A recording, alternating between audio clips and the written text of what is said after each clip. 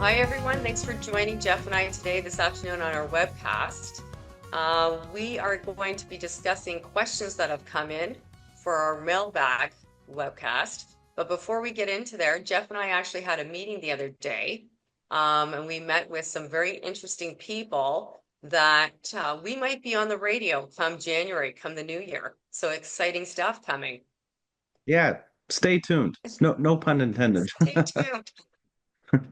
Okay, so let's get going because there's a few questions in front of us that came in from all over Ontario.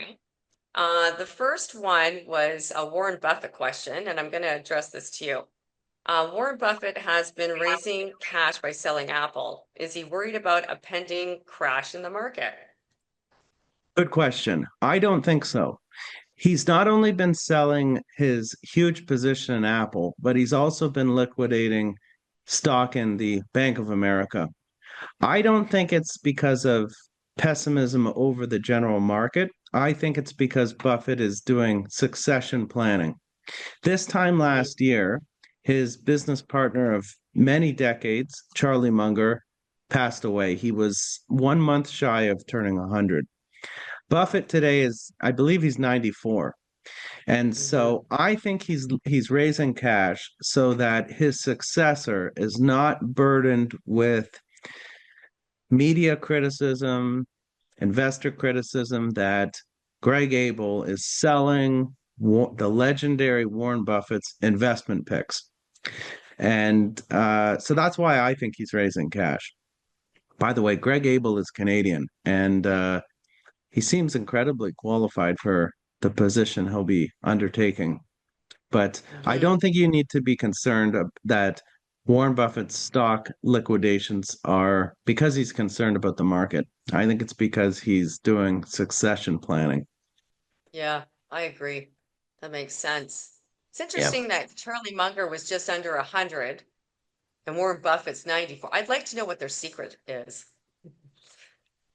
Well, they you keep know? their minds strong. I mean, neither one of them ever retired, and they're constantly thinking. I hear this all the time when people They're big retire. walkers too. There's got to be more to than just that. Maybe, but I hear it all the time when people retire. I mean, retire to what? And once you retire, you don't have that sense of purpose. You're not driven. And Right. I think for some people that can lead to a decay. Yeah. Not for Hmm. everybody, but I think if you keep your mind strong, it's one potential ingredient Interesting. to longevity. Yeah. Okay. I think there's probably a few things in that recipe. Yeah. Okay, next one. This one's from Scarborough. When do I need to convert my RSP to a RIF? Well, you can convert to a RRIF from a registered retirement savings plan at any time. But most people end up doing it. You have to convert by the end of your 71st year. By the time you turn, but you don't have to take payment until your 72nd year. And when you start drawing down is when you do have, there will be tax implications. Not at the time of conversion, though. Time of conversion is just strictly a process for Jeff and I to, it's a piece of paper that we will do over DocuSign, very easy to do, takes no time on your part, and then it's an easy switch. The amount that is withdrawn depends on the total portfolio of the RIF come your 72nd birthday. And it's a government regulation, I guess, rate of like 5.4%. And as you age, it goes up. It increases every single year till you turn 95. And by that time, the RIF might be depleted or whatever, if you make it to 95. Well, Right? don't retire. Don't retire. Yeah. So it's a very easy process for us to do, and you'd have to sign off on a piece of paper just over DocuSign. It's all digital, super slick, no problem. So the taxes, just keep in mind, is not till the 72nd birthday when you have to start withdrawing down on your retirement income fund.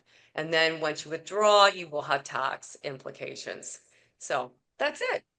It's Yep. easy peasy. We good? So the We next are. question came in from Oakville. Do you vote at shareholder meetings? No, we don't. We don't exercise our proxy votes. We did a blog on this not long ago that we prefer never to invest in a personality.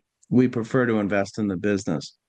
And so to study a slate of nine candidates who want to sit on the board of directors, it's just not a good use of our time.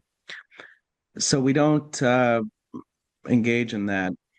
For other resolutions like ESG considerations, our clients have their own ethical paradigm, and I would never want to speak on their behalf. And Mm-hmm. it's not our core competency. What we're good at is buying and selling stocks. I don't want to be voting for or against some kind of ESG suggestion that a client might not agree with. So Right. we've put in our account opening documents that we just won't vote proxies. So Yeah. sorry if you don't like that answer, but that's our policy. That's We don't vote on behalf of our clients at shareholder meetings for anything. right. Okay. Next Okay, next question. question. This was one from Ontario as well, who said, I don't know what the columns in the portfolio statement mean. What does quantity, book value, and market value mean? Well, quantity is the amount of shares that we would be purchasing on your behalf. So if Jeff and I are placing trades for clients and we're buying 100 shares, that is the quantity that you will own. The book value is the cost that we buy those shares at.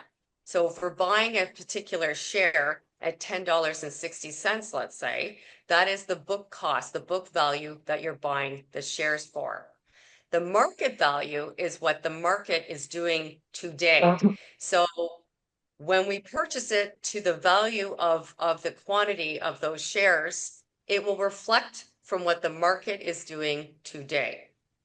So whether it's up or down.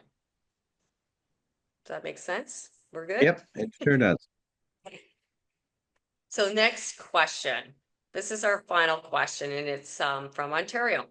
How come some companies that are bigger than others trade at lower stock price?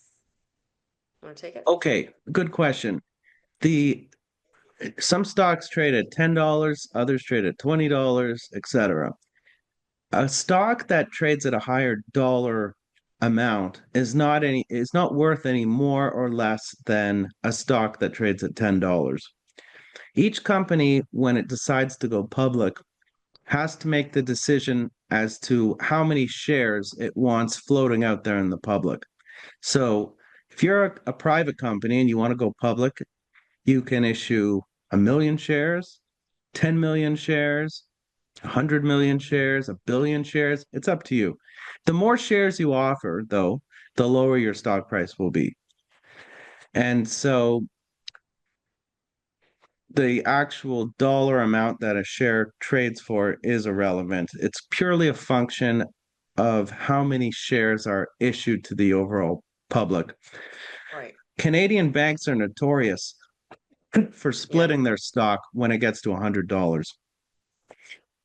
Some will say it doesn't matter.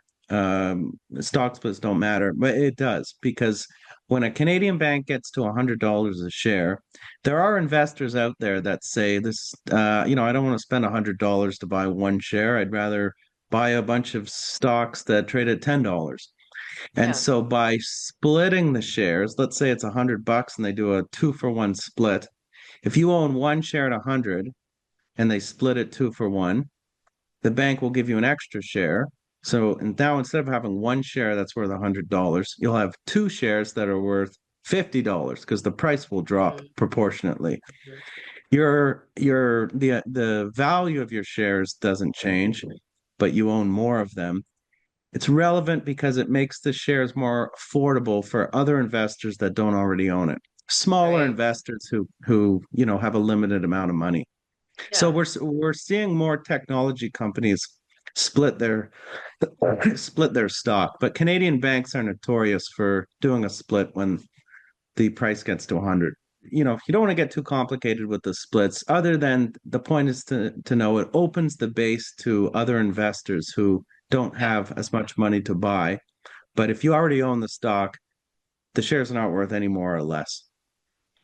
right. So it's more Yeah, attractive to a lot more people. All you right. got it. All right. Thanks, Jeff. We will talk to Okay, you soon. thank you.